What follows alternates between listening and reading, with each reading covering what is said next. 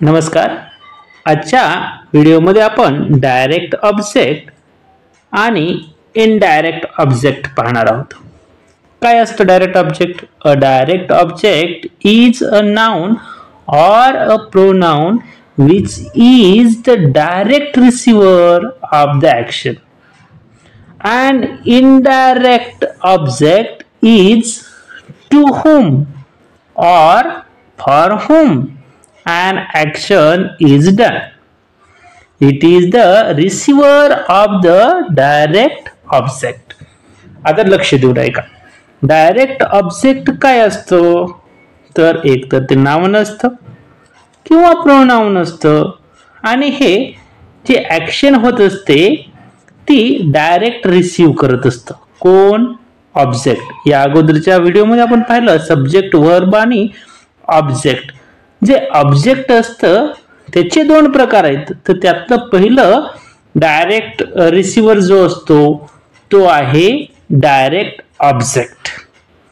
आणि indirect object कोण असतो मग? तर indirect object is to whom or for whom and action is done. ज्याच्याकडे ऍक्शन होते किंवा ज्याच्यासाठी ऍक्शन होते त्याला आपण इनडायरेक्ट ऑब्जेक्ट म्हणतो. हा पण रिसिव्हरच असतो, परंतु कोणाचा? Of the direct object. Direct ऑब्जेक्टचा रिसिव्हर हा इनडायरेक्ट ऑब्जेक्ट असतो आणि डायरेक्ट ऑब्जेक्ट हा पण रिसिव्हरच असतो, परंतु त्या ऍक्शनचा रिसिव्हर असतो. म्हणजे ती क्रिया ज्याच्यावर घडते त्याला आपण कर्म म्हणतो आणि कर्म ज्याच्यासाठी होतात किंवा ज्याच्यावर होत असतात, ज्याला होतात किंवा ज्याच्यासाठी होतात त्याला आपण इनडायरेक्ट ऑब्जेक्ट म्हणत असतो. काही एक्झाम्पल्स पाहूया म्हणजे ते समजण्यास तुम्हाला मदत होईल. First example, the principal gave gift to teachers. आता तुम्हाला माहित आहे प्रिन्सिपल म्हणजे प्राचार्य, हे इथं सब्जेक्ट आहे. गेव म्हणजे दिले, हा वर्ब आहे. काय दिले? गिफ्ट दिले. हा जो आहे तो ऑब्जेक्ट आहे. इथपर्यंत पहिल्या व्हिडिओमध्येच आपण पाहिलं होतं. हा जो ऑब्जेक्ट आहे तो या वाक्यातील डायरेक्ट ऑब्जेक्ट आहे.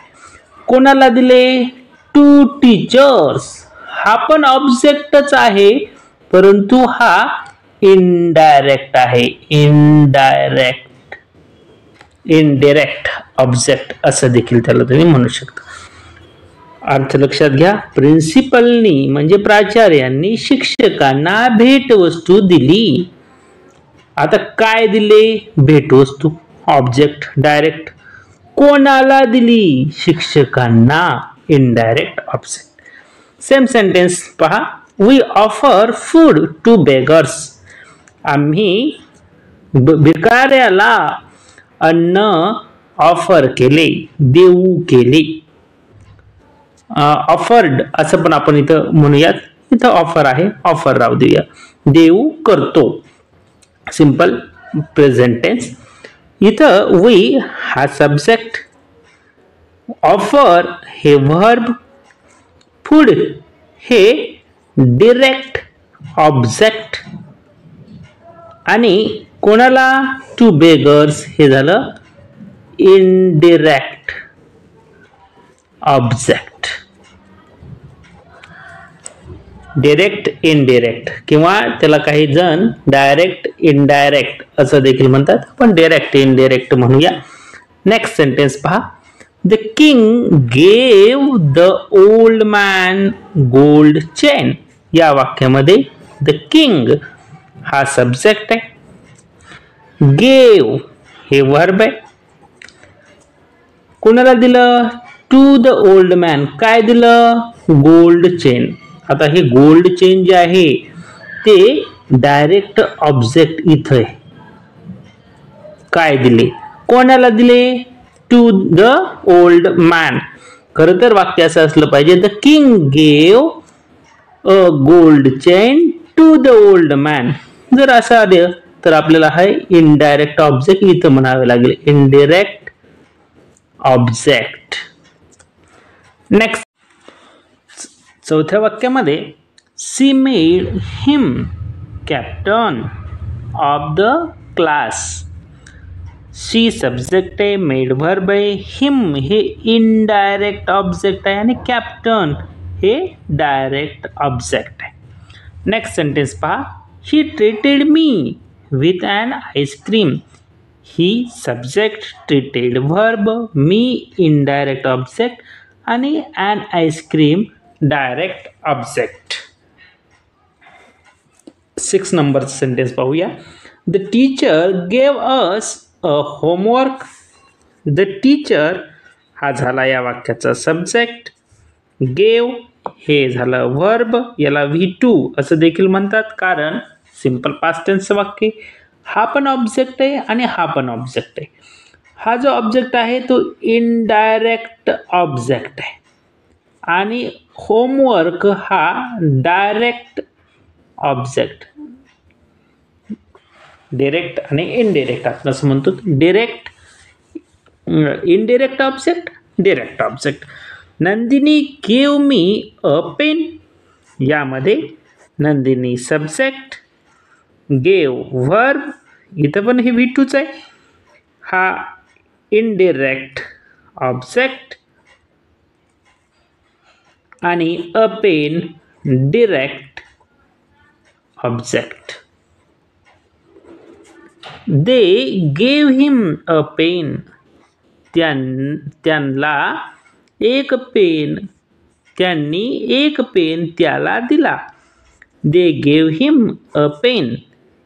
दे सब्जेक्ट, गेव वर्ब आहे, त्याचं दुसरं रूप आहे. हे इनडायरेक्ट ऑब्जेक्ट आहे आणि डायरेक्ट ऑब्जेक्ट इथं आहे, डायरेक्ट ऑब्जेक्ट या ठिकाणी.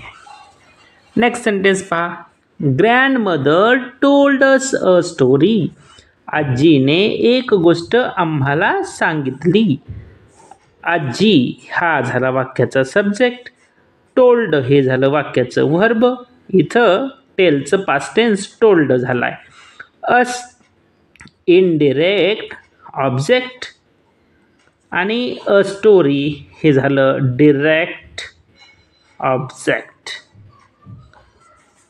Gayatri wrote a letter to her aunt. Gayatri या वाक्याचा सब्जेक्ट आहे, कर्ता म्हणजे, रोट हे वर्बचं दुसरं रूप, राईटचं पास्ट टेन्स, रोट सिंपल पास्ट टेन्सचं वाक्य झालं. अ लेटर हे झालं डायरेक्ट ऑब्जेक्ट, डायरेक्ट ऑब्जेक्ट आणि कुणाला, टू हर आंट तिच्या काकूला, हे झालं इनडायरेक्ट ऑब्जेक्ट. अजून काही सेंटेन्सेस पहा. रामसेफ सर टीचेस अस इंग्लिश. रामसेफ सर एवढा मोठा झाला सब्जेक्ट, टीचेस हे आहे वर्ब, हा खरं तर V1 हा फॉर्म आहे. अस हे इनडायरेक्ट ऑब्जेक्ट, इंग्लिश हे direct object. Next sentence, he brought some water for the old man. He हा आहे या वाक्यात सब्जेक्ट, ब्रिंगचं ब्रॉट झालं म्हणजे V2 आहे, वर्बचं दुसरं रूप आहे ब्रिंगचं. सम वॉटर हे झालं डायरेक्ट ऑब्जेक्ट आणि कोणासाठी, फॉर द ओल्ड मॅन हे झालं indirect object.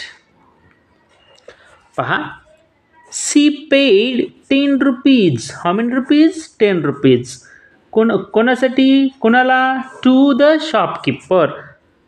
C subject, paid वर्बचं दुसरं रूप, पेचं पेड झालं आणि 10 रुपीज हा झाला डायरेक्ट ऑब्जेक्ट आणि कुणाला, टू द शॉपकीपर हा झाला इनडायरेक्ट किंवा इनडायरेक्ट ऑब्जेक्ट असं त्याला म्हणूया, इनडायरेक्ट ऑब्जेक्ट. लास्ट 2 सेंटेन्स फक्त. चैतन्य मेल्ड, जो ईमेल करतो तो मेल, हिज फोटोग्राफ्स कोणाला, टू हिज सिस्टर. चैतन्य हा वाक्याचा सब्जेक्ट. मेल्ड, मेलचं पास्ट टेन्स MEIL, मेल म्हणजे संदेश पाठवणे या अर्थानं. वर्बचं दुसरं रूप. डायरेक्ट ऑब्जेक्ट आहे. His photographs, direct object. आणि कोणासाठी? To his sister, indirect object. Next last sentence पहा. Ganesh sold his car to his neighbour. गणेशने त्याची कार त्याच्या शेजाऱ्याला विकली. गणेश हा या वाक्याचा सब्जेक्ट आहे. सोल्ड हे वर्बचं दुसरं रूप आहे. सिंपल पास्ट टेन्सचं सेंटेन्स आहे. हिज कार हे डायरेक्ट ऑब्जेक्ट आहे. दोन्हीही ऑब्जेक्टमध्ये डायरेक्ट ऑब्जेक्ट हिज कार. आणि कोणाला विकली? तर his neighbour, to his neighbour हे आहे इनडायरेक्ट ऑब्जेक्ट. अशा प्रकारे तुम्हाला डायरेक्ट ऑब्जेक्ट आणि इनडायरेक्ट ऑब्जेक्ट समजण्यासाठी मदत होईल. डायरेक्ट ऑब्जेक्ट कसं ओळखायचं, इनडायरेक्ट ऑब्जेक्ट कसं ओळखायचं हे या ठिकाणी या व्हिडिओमध्ये आपण पाहिलेलं आहे. व्हिडिओ आवडला असेल तर लाईक करा, शेअर करा आणि सबस्क्राईब करा. असेच व्हिडिओ पाहण्यासाठी आपल्याला चॅनलला सबस्क्राईब केल्यास नवीन नवीन व्हिडिओ बनवण्यासाठी प्रेरणा मिळत राहते. म्हणून आपण चॅनलला सबस्क्राईब करावे. Thank you for watching this video.